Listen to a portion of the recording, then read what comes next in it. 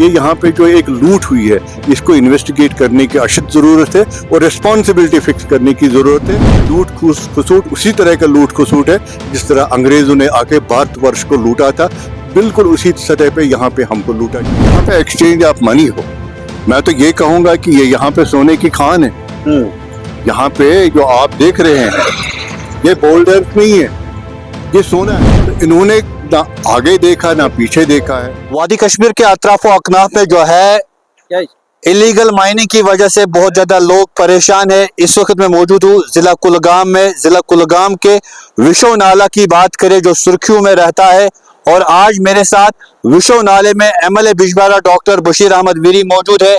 क्योंकि MLA बिजबारा doctor Bashir Ahmad Veeri का इलाका नहीं है, लेकिन नांदी कनाल के लिए जो है इसी विशो नाले से पानी जाता है, और पानी की जो सूरत हाल हम देख रहे हैं वो काबिल बर्दाश्त नहीं है। क्योंकि यहाँ पे इलीगल माफिया की वजह से जो है बहुत ज्यादा तबाहकुन सूरत हाल बन चुकी है। यहाँ पे मालूम हो रहा है कि गैर रियासती लोगों को ठेका मिला है और उसके बाद एक चेन बनी है, जिस नतीजे में इस विशो नाले को जो है तबाही के दहाने पर पहुंचाया गया है। यहाँ पर जितने भी ज्योलॉजी माइनिंग के ओहदेदार है, फ्लड कंट्रोल डिपार्टमेंट के ओहदेदार है, हम ये कहेंगे कि वो नाकाम नजर आ रहे हैं। मेरे साथ MLA बिजबारा डॉक्टर बशीर अहमद वीरी बात करने के लिए मौजूद है। एक पेचीदा मसला है, इस मसले की वजह से न सिर्फ हमारी जरी जमीन को नुकसान पहुंचता है, लेकिन जब कभी फिर पानी आता है उस पानी की वजह से फ्लड्स आते हैं, बस्तियां उजड़ जाती है। तो क्या आप कहना चाहोगे, क्या इस हवाले से प्रोब होना चाहिए? बिल्कुल, मैं तो चाहूँगा कि इसको हाई लेवल प्रोब होना चाहिए, इन्वेस्टिगेशन होनी चाहिए, क्योंकि हमारा पूरा इलाका यहाँ से लेके जिसको नांदी इलाका कहते हैं ये यहीं से शुरू होता है। लासीपोरा से शुरू होके खड़वनी, और खड़वनी के बाद जितने भी इलाके जात आते हैं जो किसी ज़माने में होम शालीबू का इलाका माना जाता था, ये माना जाता था, इसको बाउल ऑफ राइस कहा करते थे, क्योंकि ये एग्रीकल्चर और पैडी लैंड है, हाईली फर्टाइल लैंड है।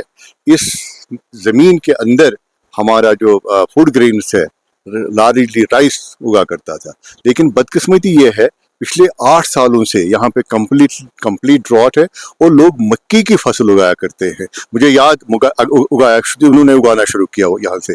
मुझे याद है कि बचपन में ही ये लोग इतना, यहाँ के लोग एफलेंट थे, यहाँ के लोग आसूदा हाल थे, क्योंकि उनके पास फूड ग्रेन वाफिर मिकदार में होते थे। एक तो खुद इस्तेमाल करते और बाकी यहाँ से सप्लाई करते थे। लेकिन आज सिचुएशन ये है कि पूरे जो लैंड्स हैं वो तकरीबन मैं कहूँगा बंजर में तब्दील हो रहे हैं। अब कई जगहों पे इन्होंने मक्की की काश्त शुरू कर दी है, कहीं पे इन्होंने दरख्त लगाया है, कहीं पे पेड़ पौधे लगाए, बड़े बड़े झाड़ लगाए हुए हैं ताकि वहाँ से ये रेवेन्यू हासिल करे।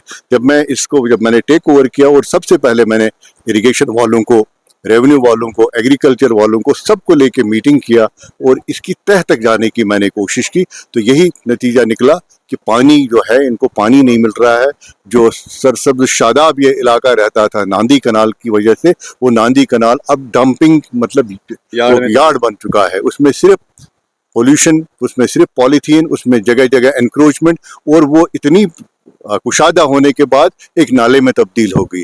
और जब इसको और फर्दर में इन्वेस्टिगेशन करने लगा तो एक्चुअल पैथोलॉजी यहाँ पे है, जो इसका ओरिजिन है, जो इसके हेडवर्क्स है, यहाँ पे 6-7 साल पहले, 6-7 साल पहले से इन्होंने बाहर के किसी कंपनी को ये ठेका दिया है, जियोलॉजी एंड माइनिंग वालों को। उन्होंने सबलेट करके, जहाँ तक मैं आज नतीजे पे पहुंचा हूँ, तकरीबन 8 लोगों को, 8 और चेन को इन्होंने सबलेट करके इसको ये हाल बना के रखा है।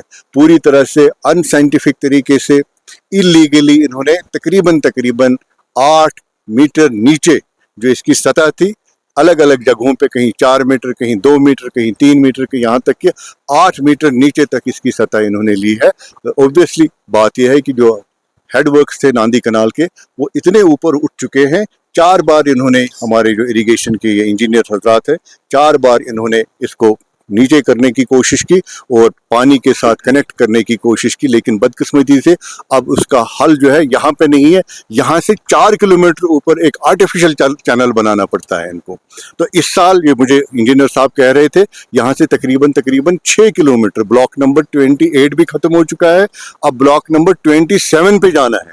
यहाँ से 6 किलोमीटर पैदल चल के हमको जाना पड़ेगा मशीन के ऊपर। आप खुद अंदाजा करिए कहाँ से पानी लाना है इनको, ताकि हमारे ये जो कैनाल से, जो इरिगेशन कैनाल से जो एग्रीकल्चर और पैडी लैंड्स को सैराब करते हैं, उनको पानी मिले। तो ये यहाँ पे ये जो बदहाली हुई है, ये यहाँ पे जो एक लूट हुई है, इसको इन्वेस्टिगेट करने की अशद ज़रूरत है और रिस्पॉन्सिबिलिटी फिक्स करने की ज़रूरत है। ये लूट खसूट उसी तरह का लूट खसूट है जिस तरह अंग्रेज़ों ने आके भारतवर्ष को लूटा था, बिल्कुल उसी सतह पे यहाँ पे हमको लूटा जा रहा है। मैं चाहूँगा कि हाई लेवल प्रोब हो इसको और इसकी तहकीकात हो जाए, जो लोग इसके जिम्मेदार हैं उनको फिक्स किया जाए। डॉक्टर साहब, बाज़ाब्ता तौर पर पहले बीड होती है, तो बीड यकीनी तौर पर जो है लीगल तरीके से यहाँ पे माइनिंग करने के लिए होती है, बाद में नॉन साइंटिफिक तरीके से यहाँ पे माइनिंग की जाती है। तो इस हवाले से कहीं ना कहीं मुलाजमीन भी इसमें मुलवस हो गए। तो जियोलॉजी एंड माइनिंग डिपार्टमेंट कर क्या रहा है, जिन्होंने लीगल के लिए परमिशन दिया है और इलीगल करवा रहे हैं? देखिए, जहाँ पे एक्सचेंज ऑफ मनी हो, मैं तो ये कहूँगा कि ये यहाँ पे सोने की खान है। यहाँ पे जो आप देख रहे हैं, ये बोल्डर्स नहीं है, ये सोना है। तो इन्होंने ना आगे देखा ना पीछे देखा है। मैं देख रहा हूँ, जहाँ तक मेरी नजर जा रही है, 4 मीटर स्ट्रेटा जो है वो बोल्डर से भरा हुआ है। दैट मीन्स अगर आप डेप्थ में चले जाएंगे 4 मीटर आपको बोल्डर मिल रहा है। अब देखिए ग्रीड कितनी है ना, इन्होंने कुछ भी नहीं देखा है। इन्होंने तकरीबन 4 मीटर डेप्थ लेके पूरे इस खिते को एक पॉन्ड की शक्ल में तब्दील किया हुआ। अब हम जा रहे हैं यहाँ से, आप देखिए कितना ऊपर जाना है। जब हम कैनाल पे जाएंगे, यहाँ से देखिए आप यहाँ से अगर वहां फोकस करें, वो देखिए वो कैनाल कहाँ पे है। तो नेचुरली जब उस हाइट पे आपको पानी लेना पड़ेगा, यहाँ से तो पानी जाएगा नहीं, क्योंकि इट इज कम्प्लीट स्टीप है। अब इन्होंने ऊपर चैनल बनाया है ताकि वो जो ग्रेडियंट है, वो ग्रेडियंट उस ग्रेडियंट से नीचे चला जाए, ताकि वहां से फिर उस ग्रेडियंट से पानी आके वो उसके ऊपर चला जाए। ये खुद आप अंदाजा लगा सकते हैं यहाँ किस हद तक लूट खसूट की गई, अनसाइंटिफिक तरीके से मैं कहूँगा लूट यहाँ पे किया गया और अभी भी जारी। मुतल्लका महकमा जात जो इसको देख रहे हैं, उनके कमिश्नर्स तक आखिर पर क्या पैगाम पहुंचा? मैंने पहले भी अपने डिप्टी DC कुलगाम से ये उसकी कानों तक बात लाई है। मैंने शायद जनवरी के महीने में, जहाँ तक मेरे रिपोर्ट से, उन्होंने किसी हद तक बैन भी करवाया ये माइनिंग को यहाँ पे, और बाद में उन्होंने मुझे फरवरी में फ़ोन करके बताया कि कंपार्टमेंट नंबर 28 ब्लॉक नंबर 27 से वो हमें चैनल बनवा के दे रहे हैं, क्योंकि इसका पूरा जो नुकसान है वो मेरे इलाके को हो रहा है। तो ऑब्वियसली मेरा हक बनता था उनसे बात करूं और अपने लोगों की बात करूं।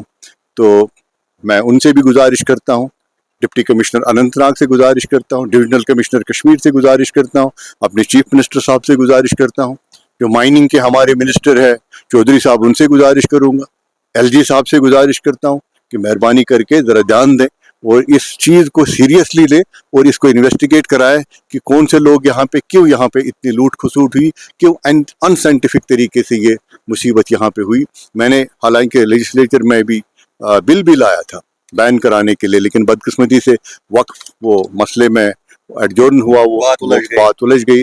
अदरवाइज मैंने वहाँ पे भी एक बिल लाने की कोशिश की, एक रेजोल्यूशन लाया था, यही जान के कि हमारे इतने जो इलाके, इतना बड़ा इलाका है, हजारों कनाल की क्या नाम है, हजारों एकर्स, मैं कहूँगा तकरीबन जो मुझे बताया जा रहा था, इसकी जो कमांड है 20,000 एकर्स, 28,000 एकर्स बताया जा रहा है। इतना बड़ा कमांड जो है, इतना बड़ा जो हमारा फर्टाइल एरिया है, इतना बड़ा जो राइस बाउल था, पैडी लैंड हमारा था, आज वहाँ से कुछ भी नहीं उग रहा है। आज वहाँ वो बिल्कुल कहीं मक्की उगा रहे हैं और कहीं पे पेड़ पौधे उग रहे हैं। तो इस चीज़ को नज़र में रखते हुए मैं गुजारिश कर रहा हूँ हर एक से कि इसको सीरियसली ले और इसके तहकीकात के लिए शुरुआत करें, प्रोब शुरू करें।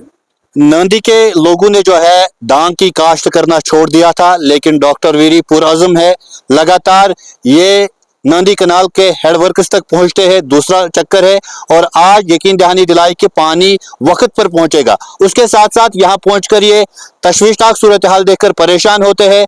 आला सतह के कमिश्नर्स को ये फरियाद करते हैं कि इसमें प्रोब होना चाहिए और इसमें जो है देखना चाहिए आखिर इस तरीके से जो है नॉन साइंटिफिक तरीके से माइनिंग क्यों हो रही है। इस पे रोकथाम होनी चाहिए ताकि हमारे कुदरती वसाइल है वो बच जाएंगे। लीगल तरीके से अगर परमिशन मिला है तो लीगल तरीके से ही इस पे काम होना चाहिए। यहाँ पर जो है बड़ी बड़ी मशीन का इस्तेमाल नहीं होना चाहिए।